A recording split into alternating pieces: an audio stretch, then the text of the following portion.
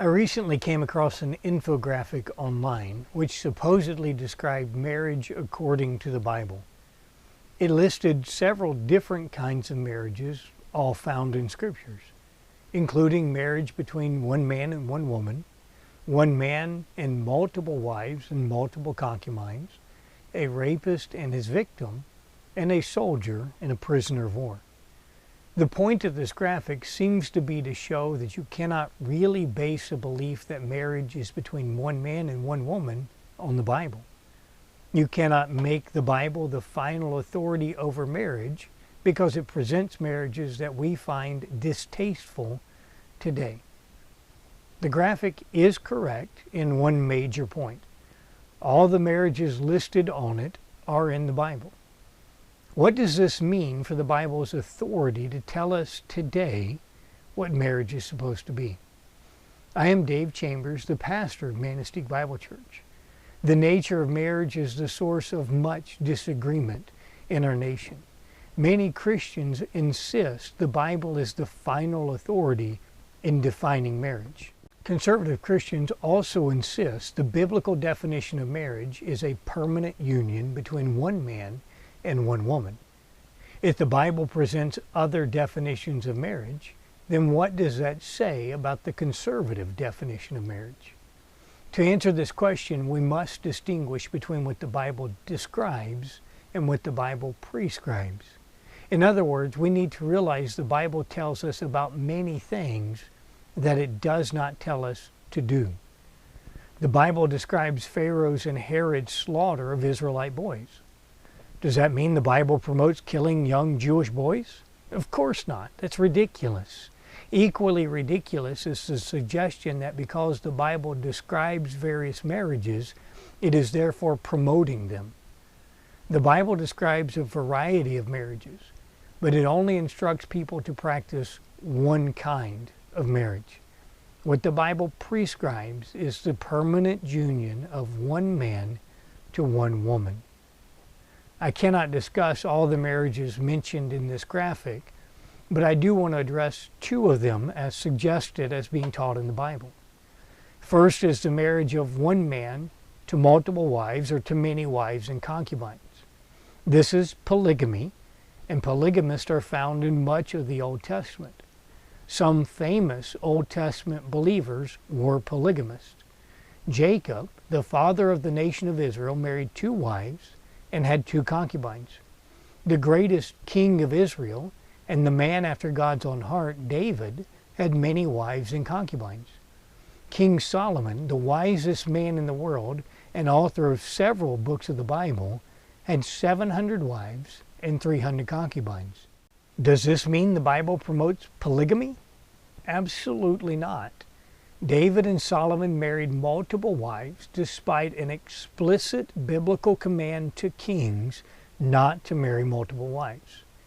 Each of these 3 men suffered greatly because of their polygamy. Jacob's family was full of strife, jealousy, and conflict because of his polygamy. David's family endured rape and murder because of David's polygamy. Solomon turned to idolatry because of his polygamy.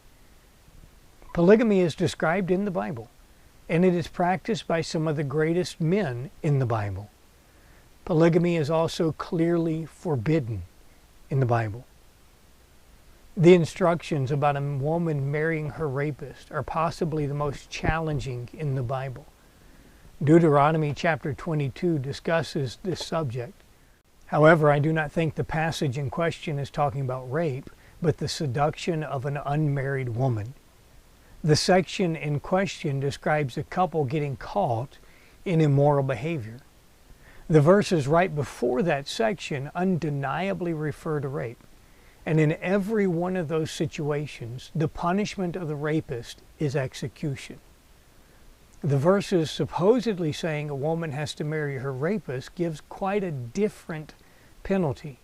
The man has to pay a fine, is required to marry the woman, and is forbidden from divorcing her under any circumstances. The Bible states just a few verses earlier that rape is akin to murder. I do not think the Bible would give harsh sentence on rapists for every situation except 1. However, even if the passage in Deuteronomy is discussing the rape of an unengaged girl, the situation is much more complex than that presented by those who seek to undermine the Bible. In this case, the man has to pay 50 shekels of silver as a fine. Exodus 22 says he must marry her if her father permits it. The man could then never divorce her under any circumstances. So if this is rape, allowing a man to marry his victim, that sounds terrible to our ears today. We hear this as inflicting lifelong suffering on a raped woman. However, in much of the ancient world, a woman who had lost her virginity by any means had no hope of marriage, and she was doomed to a life of destitution. This command requires the attacker to provide for his victim for the rest of his life. He is preventing her from suffering the social and financial harm that his actions would have caused. In our day, this certainly seems cruel, but in the biblical day, this was an act of great mercy. And the implication of this infographic is much like what Satan implied when he first tempted Eve. Satan asked her, "Did God say?" Did God really say is the question of the age, designed to promote doubt in the truthfulness of the Bible. With a little thought and attention to what the Bible actually says, you will see the Bible presents one view of marriage: a man and a woman permanently joined. All else is a clear violation of God's design. The Bible is trustworthy, and it has the answers to life's difficult questions. Its answers remained unchanged across time and culture. If you have additional questions, you can find biblical answers at everlastingtruths.com.